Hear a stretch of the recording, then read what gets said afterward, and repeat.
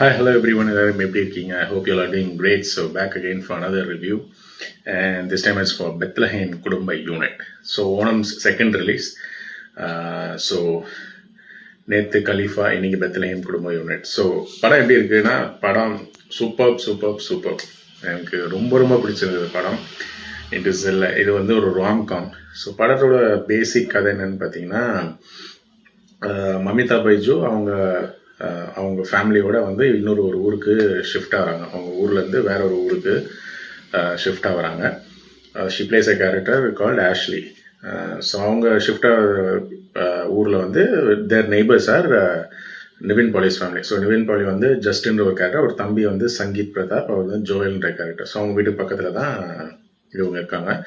So இவங்க ரெண்டு பேருக்குமே வந்து ஏஜ் டிஃப்ரென்ஸ் இருக்குது, மமிதாக்கும் ஆஷ்லிக்கும் ஜஸ்டினுக்கும். But somehow they connect. அந்த ஸ்டோரி அப்படியே மூவ் ஆகும், they get connected. அதில் வந்து Mamitha slowly she falls for Nivin. So அது வந்து நிவின்க்கு ஃபர்ஸ்ட் நோட்டீஸ் பண்ண மாட்டார். அதுக்கப்புறம் then he realises like she is into him அப்படின்றதுக்கப்புறம் then he also has feelings. அது வந்து கன்வே ஆகுது. ரெண்டு பேருமே they fall in love with each other. So அதுக்கப்புறம் ஆனால் அது வந்து ரொம்ப சீக்ரெட்டாக மெயின்டைன் பண்ணுவாங்க. பட் அட் ஒன் பாயிண்ட் அது பிரேக் ஆகுது, எல்லாருக்கும் தெரிஞ்சிடும். ஸோ அதுக்கப்புறம் வர பிரச்சனைகள், அவங்க நிஜமாக ரெண்டு பேரும் ஒன்று சேர்ந்தாங்களா அப்படின்றதான் படத்தோட rest of the story. So very simple story line. எனக்கு இதில் படத்தில் ரொம்ப பிடிச்சது என்னென்னா, அந்த ஏஜ் கேப் ரொமான்ஸை வந்து நம்ம வந்து ஒரு மாதிரி முகம் செலுத்திருக்காங்க, ஒரு சீன் கூட கிடையாது. அது ரொம்ப பியூட்டிஃபுல்லாக அந்த ரிலேஷன்ஷிப்பை போர்ட்ரே பண்ணியிருப்பாங்க.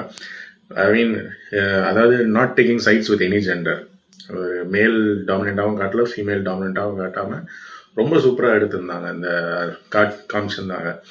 ஸோ கிரிஷேரி, பிரேமலு டைரக்ட் பண்ண டைரக்டர், ரொம்ப சூப்பராக இருந்துச்சு. இன்னொரு ப்ளஸ் பார்த்தீங்கன்னா, அஃப்கோர்ஸ் நிவின் பாலி அண்ட் மமிதா பைஜு. இது வந்து எனக்கு தெரிஞ்சு இந்த மாதிரி காமெடி வந்து அந்த ஜானரே நிவின் பாலி ஜானர்னு வச்சிடலாம்னு நினைக்கிறேன். ஏன்னா I don't think anyone else Malayalam industry, எனக்கு தெரிஞ்சு இந்தியன் ஃபிலிம் இண்டஸ்ட்ரியிலே அது நிவின் பாலி பண்ணுறதை வந்து I don't think any other actor can do it. The ease with which he carries that role. I mean, அதாவது எஃபர்ட்லெஸ்லி ஹியூமர்லாம் வந்து effortlessly is making a smile. அந்த படத்தோட அந்த பிக்கஸ்ட் பிளேஸே வந்து எந்த ஹியூமருமே வந்து தனியாக ஃபோர்ஸ்ஃபுல்லாக எதையாவது ஒரு ரெலவெண்ட்டாக ஏதாவது ஒரு சிச்சுவேஷன் வச்சு அப்படிலாம் இல்லாமல், அந்த சிச்சுவேஷனுக்கு ஏற்ற மாதிரி அந்த டயலாக்ஸில் வர ஹியூமர், அதுவும் வந்து சட்டிலாக கூட இல்லை, நார்மலாக அவங்க பேசுகிறாங்க, நம்மளுக்குலாம் வந்து வயிறு வலிக்கே சீக்கிர மாதிரி காமெடிஸ் நல்லா சூப்பராக இருந்துச்சு.